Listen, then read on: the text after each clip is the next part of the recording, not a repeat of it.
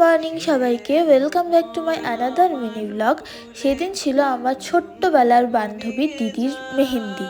তো মেহেন্দিতে গেছিলাম, তো সারাদিন কি করেছি আর সেখানে গিয়ে কি করেছি সেটাই আজকে তোমাদের সাথে এই মিনি ব্লগে শেয়ার করব। সকাল সকালে ঘুম থেকে উঠে স্নান করে নিয়েছিলাম, আর মা দিয়ে দিয়েছিল আমাকে ব্রেকফাস্টে ছিল চিড়ের পোলাও, আর পরে একটু আমার চা খেতে ইচ্ছে করছিল তাই চা খেয়ে নিয়েছিলাম।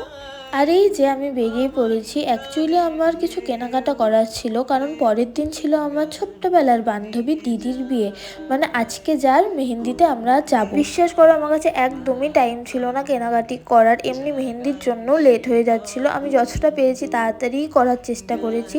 গিয়েছিলাম জুতোর দোকানে, কিন্তু জুতোর কালেকশন ভালো লাগেনি তাই কিনিনি। ফেরার সময় খেয়ে নিয়েছিলাম মোমো, 2 প্লেট মোমো খেয়েছি আমি, ভাবতে পারছো।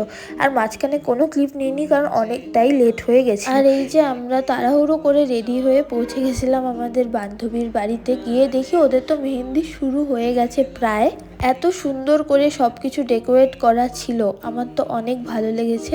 আমি অনেক ফটো তুলেছি, অনেক ভিডিও করেছি। আর এই যে আমার আরেক বান্ধবী, যার সাথে আমি গেছিলাম বিয়ে বাড়িতে, মানে মেহেন্দিতে। আর এই দেখো আমার বান্ধবী আর বান্ধবীর দিদি, মানে দিদিকে এত সুন্দর লাগছিল। দিদিকে কবে ছোট্টবেলায় দেখছিলাম, মানে আমার বান্ধবীকে কতদিন বাদে দেখলাম, ওর দিদিকে তো আমি আরো অনেক দিন বাদে দেখলাম। আর এখানে আমরাও মেহেন্দি পরা স্টার্ট করে দিচ্ছিলাম, আমি আমার বান্ধবীকে পরিয়ে দিচ্ছিলাম, আর আমার বান্ধবী আমাকে পেন দিয়ে মেহেন্দি পরিয়ে দিয়েছিল। যাই হোক, অনেক মজা করেছি, অনেক নাচানাচি করেছি, মজা হয়েছে তো অনেক, সত্যি বলছি।